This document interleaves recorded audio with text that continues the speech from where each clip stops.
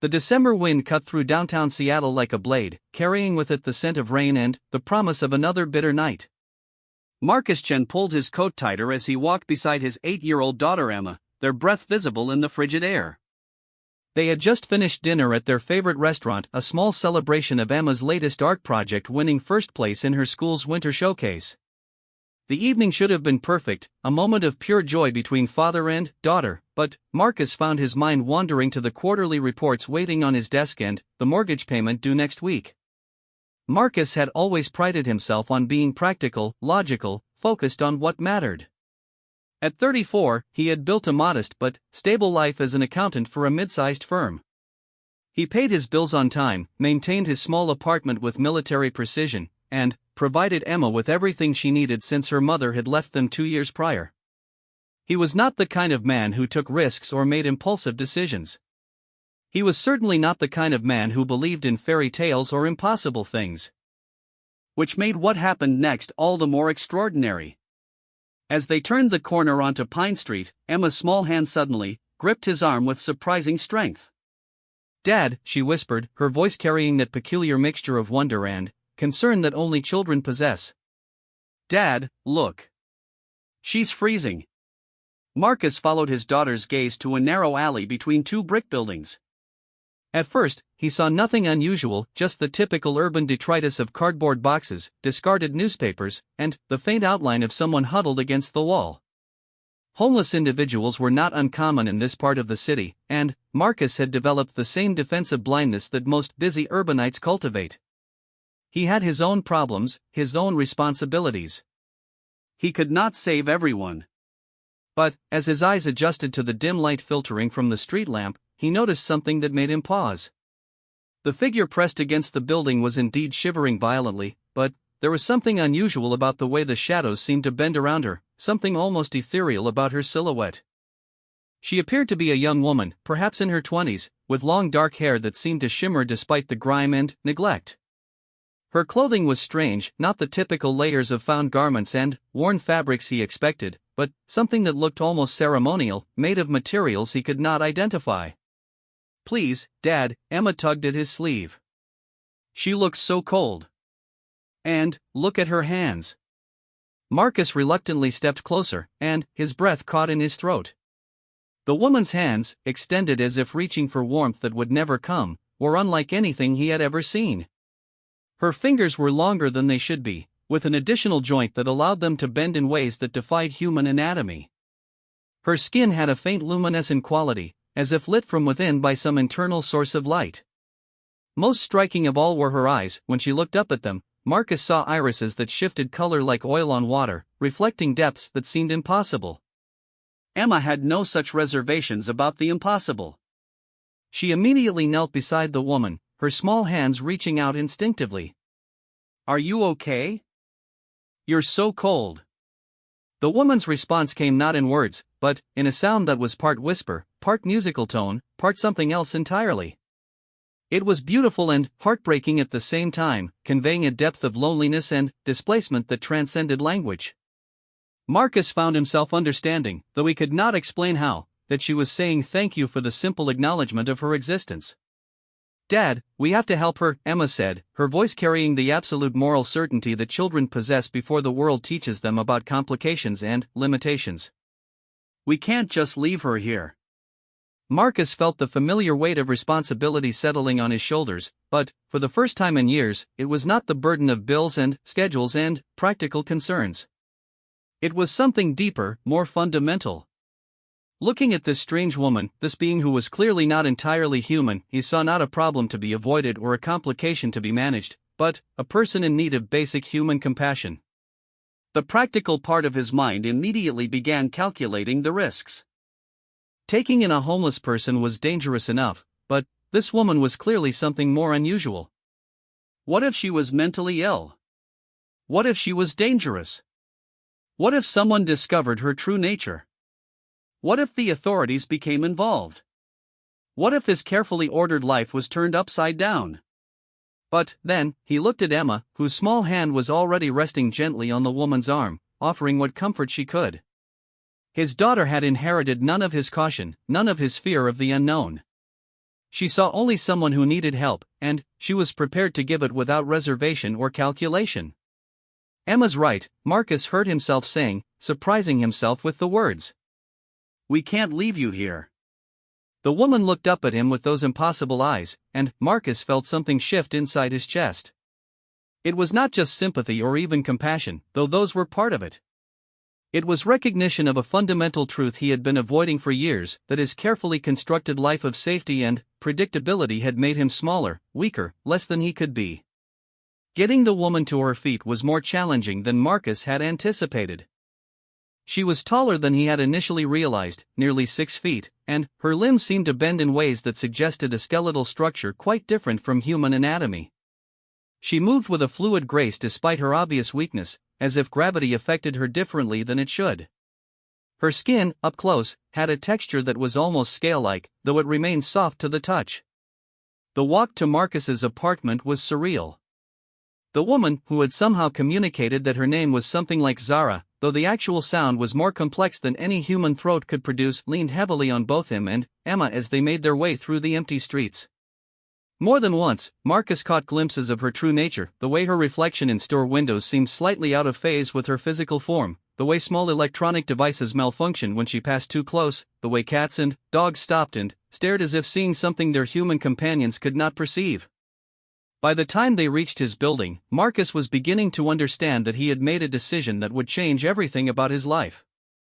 There would be no going back to his routine of work and bills and carefully managed responsibilities. He had stepped across a threshold into something unknown and potentially dangerous, and he had done it not because he was brave or heroic, but because his 8-year-old daughter had shown him what real strength looked like. His apartment, when they finally arrived, seemed smaller and more cramped than usual, with 3 occupants instead of 2. Zara stood in the center of the living room, looking around with an expression of wonder mixed with confusion. It was clear that many of the most basic elements of human habitation were foreign to her. She approached the light switches with cautious curiosity, examined the furniture as if she had never seen anything like it, and seemed particularly fascinated by the framed photographs on the walls. Emma immediately set about making their guest comfortable with the kind of efficiency that would have made Marcus proud under different circumstances. She gathered blankets from the linen closet, filled a glass with water, and even attempted to offer Zara some of the leftover soup from dinner. It was only when Zara politely declined the food that Marcus realized he had no idea what she might actually need to survive. As the evening wore on, Marcus found himself learning more about his unexpected guest through observation than through any direct communication. Zara seemed to possess an almost supernatural awareness of her surroundings. She knew when someone was approaching the building long before Marcus could hear footsteps. She could sense the electrical current running through the walls, and she appeared to be able to feel vibrations and movements that were imperceptible to human senses. More importantly, Marcus began to notice changes in himself. The constant low-level anxiety that had been his companion for years was beginning to fade, replaced by something he had almost forgotten, a sense of purpose that went beyond mere survival and routine maintenance of his existence. For the first time in years, he was being called upon to be truly present, truly engaged with another being's welfare in a way that demanded the best of who he could be. When Emma finally fell asleep on the couch beside Zara, Marcus found himself alone with his thoughts and his extraordinary guest. In the quiet of the late evening, with the city sounds muted by distance and walls, he began to understand that this moment was not just about helping someone in need. It was about the kind of person he wanted to be, the kind of father he wanted Emma to see, the kind of life he wanted to live. Zara seemed to sense his contemplation. She turned those shifting, impossible eyes toward him and made that musical sound again, but this time it carried different harmonics, gratitude, yes, but also something like recognition or approval. Without words, she was acknowledging the choice he had made, not just to help her, but to step beyond the boundaries of his small, safe world. Marcus had always believed that strength meant control, that being a good father meant protecting Emma from uncertainty and risk, that being a responsible adult meant avoiding anything that might disrupt their carefully ordered existence. But, sitting in his living room with an alien woman who had somehow become his responsibility, watching his daughter sleep peacefully beside a being from another world, he began to understand that real strength might require something entirely different. The weak self he had been, cautious, limited, afraid of anything that might challenge his narrow understanding of what was possible, had kept him safe but had also kept him small. Tonight, for the first time in years, he had chosen to be larger than his fears, and the result was not chaos or disaster, but a strange kind of peace he had not felt since childhood. Outside, the December wind continued to howl through the Seattle streets, but inside his small apartment, Marcus Chen had unknowingly begun the process of becoming someone he had never imagined he could be. The act of mercy toward a homeless alien woman had indeed changed everything, but not in the way he might have expected. It had not brought disorder to his life, it had brought him back to life.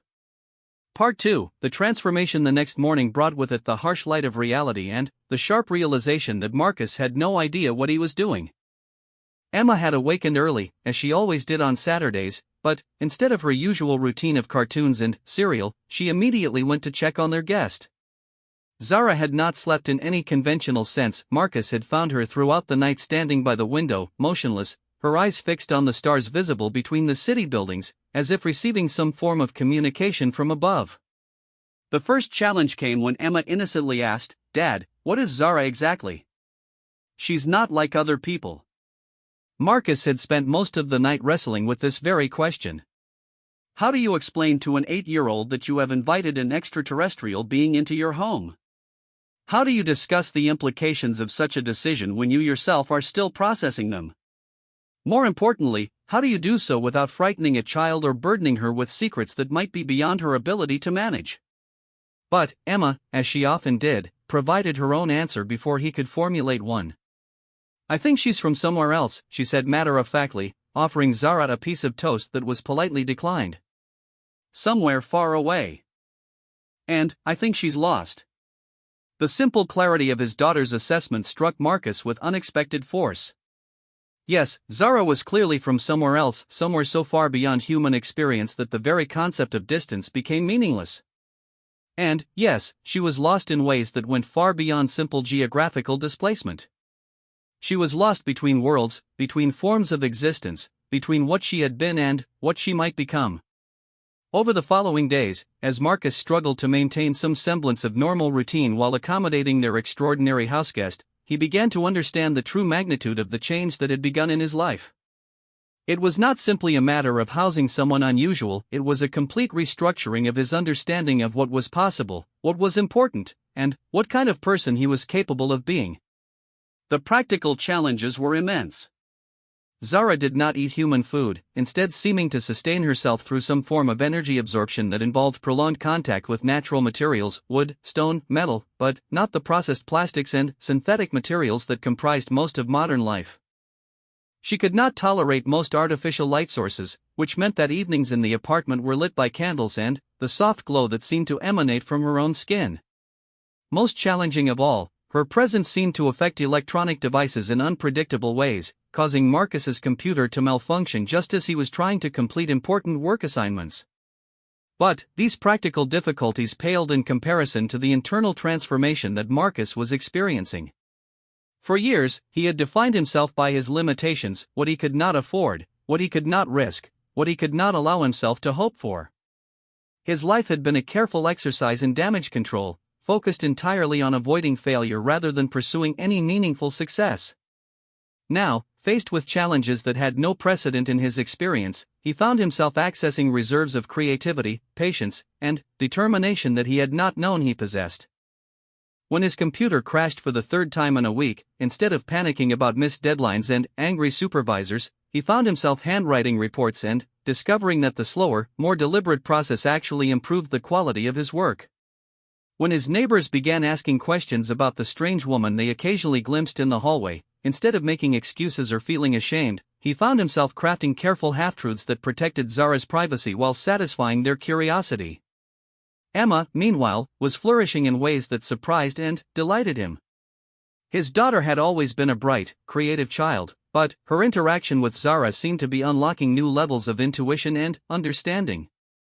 She began creating artwork that incorporated symbols and patterns that seemed to come from nowhere, geometric forms that somehow captured the essence of concepts too complex for words.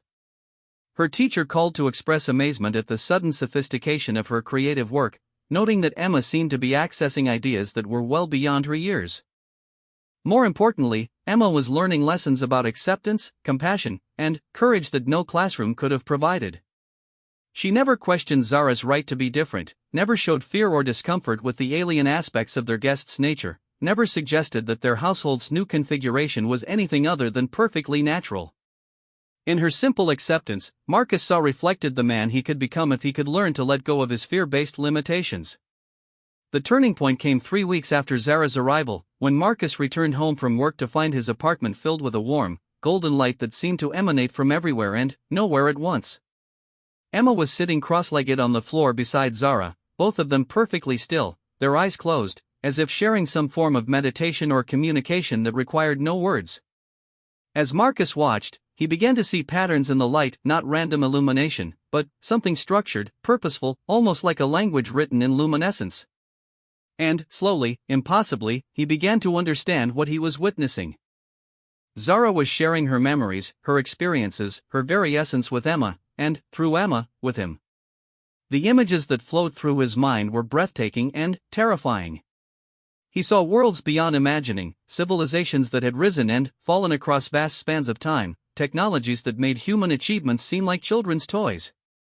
He witnessed the destruction of Zara's home world, the desperate flight that had brought her to Earth, the loneliness and displacement that had driven her to the streets of Seattle. But, more than the spectacular visions of alien worlds and cosmic events, Marcus found himself experiencing Zara's emotions, her thoughts, her fundamental being in ways that transcended all normal boundaries of understanding. And, in that sharing, he discovered something that changed his perception of everything he thought he knew about strength and weakness, about courage and fear, about what it meant to be truly alive. Zara had not ended up homeless on Earth's streets because she was weak or helpless. She was there because she had made a choice, a conscious decision to experience vulnerability, to understand what it meant to be powerless and dependent on the kindness of others. She had deliberately stripped away all the advantages of her advanced nature in order to learn something essential about the universe that could only be understood through complete surrender to the unknown. In her memories, Marcus saw the moment of her arrival on Earth, the careful planning that had gone into her assumption of a helpless state, the courage it had required to make herself completely dependent on the mercy of beings she had never encountered before. She had not been abandoned or lost, she had chosen to be found, chosen to test whether compassion existed among humans, chosen to discover whether there were people willing to transcend their own limitations in service of something greater than themselves. The realization hit Marcus with tremendous force. His act of mercy had not been accidental or purely altruistic. It had been a test, and, somehow, despite all his fears and limitations, he had passed. He had chosen to be larger than his small, safe world, and, in doing so, he had proven something not just about himself, but about humanity's potential for growth and transformation. As the golden light gradually faded and Emma opened her eyes with a smile of profound contentment, Marcus understood that the weak self he had been, the man who lived in constant fear of disruption, who defined himself by his limitations, who chose safety over growth at every turn, was gone forever. In its place was someone he barely recognized, someone who had been tested in ways he could never have imagined and had emerged stronger, wiser, more complete. The man who destroys his weak self can never be destroyed by others, because he has already faced the ultimate challenge, the challenge of choosing who he wants to be when everything he thought he knew proves to be insufficient. Marcus had met that challenge not through his own strength, but through his willingness to act with compassion even when he was afraid, even when he did not understand, even when the safe choice would have been to walk away. Zara rose gracefully from the floor, her impossible eyes now reflecting something like pride and satisfaction. Without words, she conveyed that the first phase of their journey together was complete. He had proven himself capable of growth, capable of transcending his limitations, capable of being the kind of person who could handle what came next.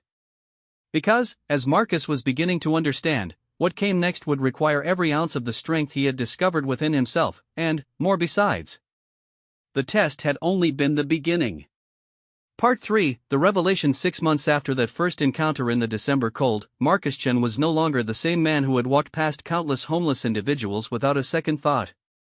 The transformation had been gradual but profound, like a plant growing toward light he had not known existed. His small apartment had become something resembling a sanctuary, a place where the impossible was not only acknowledged but celebrated. Emma had thrived in ways that exceeded every measure of childhood development. Her artwork had evolved into something that captured the attention of teachers, parents, and, eventually, a local gallery owner who insisted on displaying her work despite her young age. The patterns and symbols that flowed from her crayon and paintbrush seemed to tap into universal truths that adults spent lifetimes trying to understand. More importantly, she had developed an intuitive understanding of others' emotional states that made her a natural healer and peacemaker among her classmates. Zara's presence in their lives had stabilized into something that felt as natural as breathing. She had learned to navigate human customs and expectations while maintaining her essential otherworldliness. Marcus had discovered that she could appear perfectly human when necessary, her unusual features becoming subtle enough to pass casual observation. But, in the safety of their home, she remained herself, luminous, graceful, fundamentally alien in ways that continued to expand Marcus's understanding of what life could be. The revelation of Zara's true purpose came on a warm spring evening, 6 months to the day after their first meeting. Marcus had become accustomed to her occasional episodes of intense concentration, times when she would stand motionless for hours, her eyes fixed on something beyond the visible spectrum. But this evening was different. The air itself seemed to vibrate with anticipation, and Marcus found himself drawn to the window where Zara stood in perfect stillness. "It is time," she said, her voice carrying harmonics that had not been present before, tones that seemed to resonate in his bones. "They are coming." Marcus looked out at the Seattle skyline, expecting to see something extraordinary in the sky, some sign of approaching visitors. Instead, he saw the familiar pattern of city lights, the ordinary movement of traffic, the unremarkable rhythm of urban life continuing as it always had. "Who is coming?" he asked, though some part of him already knew the answer. "My people," Zara replied, turning those impossible eyes toward him. "The collective. They have been watching, waiting to see if humanity was ready for contact. Your actions, your choice to help me, has been their answer." The words hit Marcus like physical blows. Everything they had experienced together, every moment of growth and transformation, had been observed and evaluated by beings whose capabilities exceeded human understanding. The simple act of compassion that had started it all had been not just a personal choice, but a species-defining moment. "You were testing all of humanity through me?" Marcus asked, struggling to process the magnitude of what he was learning. "Not testing," Zara corrected gently. "Offering opportunity. There are countless species across the galaxy who face the same choice you faced that night, the choice to transcend their limitations in service of something greater than themselves. Most fail. They choose fear over compassion, safety over growth, the familiar over the transformative. They remain locked in their small worlds until they eventually destroy themselves or fade into irrelevance." She moved toward him with that fluid grace that had become so familiar, her hand extending to touch his face with surprising warmth. "But you chose differently. You chose to be larger than your fears, stronger than your limitations. And, in doing so, you demonstrated that humanity possesses the fundamental quality necessary for advancement, the willingness to risk everything for the welfare of others." Emma appeared in the doorway, her small face glowing with excitement rather than fear. "They're here, aren't they?" she asked, as if she had been expecting this moment all along. "The other people like Zara." Marcus looked between his daughter and the alien woman who had become such an integral part of their lives, realizing that both of them had understood something he was only beginning to grasp. This had never been just about helping a homeless individual or learning to be more compassionate. It had been about humanity's readiness to take its place in a larger cosmic community, and, somehow, his simple act of mercy had been the key that unlocked that door. The first sign of the collective's arrival was subtle, a gradual shift in the quality of light that filtered through the windows, as if the very nature of illumination was being altered at its source. Then came a sound that was felt more than heard, a harmonic resonance that seemed to emerge from the earth itself and extend infinitely upward into space. Marcus moved to the window and looked up to see lights in the sky that were definitely not aircraft, not satellites, not any form of technology he recognized. They moved with purpose and intelligence, forming patterns that spoke of vast organizational capabilities and technologies that bent physical laws as easily as humans bent wire. "Are you afraid?" Zara asked, studying his face with those color-shifting eyes. Marcus considered the question seriously. 6 months ago, the answer would have been an immediate and overwhelming yes. The arrival of alien spacecraft would have represented everything he most feared: the unknown, the uncontrollable, the complete disruption of everything familiar and safe. But the man he had become through his relationship with Zara and his daughter was no longer defined by such fears. "No," he said, surprising himself with the truth of it. "I'm not afraid. I'm..." He searched for the right word and found it in the most unexpected place. "I'm honored. Honored to be part of this, honored that my choice mattered, honored that Emma gets to grow up in a universe larger and more wonderful than I ever imagined." Emma moved to stand beside him at the window, her small hands slipping into his as they watched the impossible dance of lights overhead. "Will they want to meet us?" she asked Zara. "They want to meet all of humanity," Zara replied. "But it will be gradual, careful, respectful of your species need to adapt and grow. The process will take generations. But it has begun, and it began with your father's willingness to help a stranger in need." As they stood together watching the first formal contact between humanity and an advanced alien civilization, Marcus reflected on the journey that had brought him to this moment. The weak self he had been in, the man ruled by fear and limitation, the father who thought protection meant avoiding all risk, the person who defined himself by what he could not do rather than what he might become, was indeed gone forever. In its place stood someone who had learned that true strength came not from controlling circumstances, but from choosing how to respond to circumstances beyond anyone's control. He had discovered that real courage was not the absence of fear, but the decision to act compassionately despite fear. Most importantly, he had learned that the most powerful force in the universe was not technology or knowledge or even love in the abstract, but love expressed through concrete action, mercy extended to those who needed it most. The man who destroys his weak self can never be destroyed by others, because he has already chosen to become something larger than his limitations. Marcus had made that choice on a cold December night when his daughter's compassion had called him to be better than he thought he could be. The result had been not just personal transformation, but the opening of a door between worlds that would change the course of human history. As the alien ship settled into position above the city, beginning what would be remembered as humanity's first step into a larger cosmic community, Marcus Chen held his daughter's hand and smiled. The act of mercy toward a homeless alien woman had indeed changed everything, not just for him, not just for Emma, not just for Zara, but for all of humanity.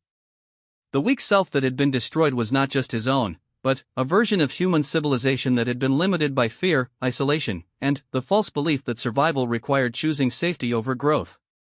In its place was emerging something new, something that had been made possible by one man's decision to help a stranger in need, and the ripple effects of that choice spreading outward like light into darkness. The transformation was complete, but the real journey was just beginning. As Marcus watched the first communication protocols being established between human governments and the collective, as he felt the profound shift in humanity's understanding of its place in the universe, he knew that every challenge that lay ahead would be met with the same principle that had started it all: the courage to choose compassion over fear, growth over safety, love over isolation. His act of mercy toward a homeless alien woman had changed everything because it had demonstrated the fundamental truth that would guide humanity's next chapter: real strength comes not from what we can take or control, but from what we are willing to give, even when we have no idea what the consequences might be. The man who destroys his weak self can never be destroyed by others, and the species that learns this lesson can never be destroyed by the challenges of an infinite universe filled with infinite possibilities for growth, connection, and transformation. In the end, Marcus Chen had not just saved an alien woman from freezing on a December night. He had saved humanity's future by proving that even in a world that seemed to reward selfishness and fear, there were still people willing to risk everything for the simple truth that we are all connected, all deserving of mercy, all capable of becoming more than we ever imagined possible. The stars above Seattle that night were no longer distant points of light, but neighbors, friends, fellow travelers on a journey towards something magnificent and unknown. And it had all begun with a father who listened to his daughter's compassionate heart and chose to be larger than his fears. The transformation was complete. The real adventure was about to begin.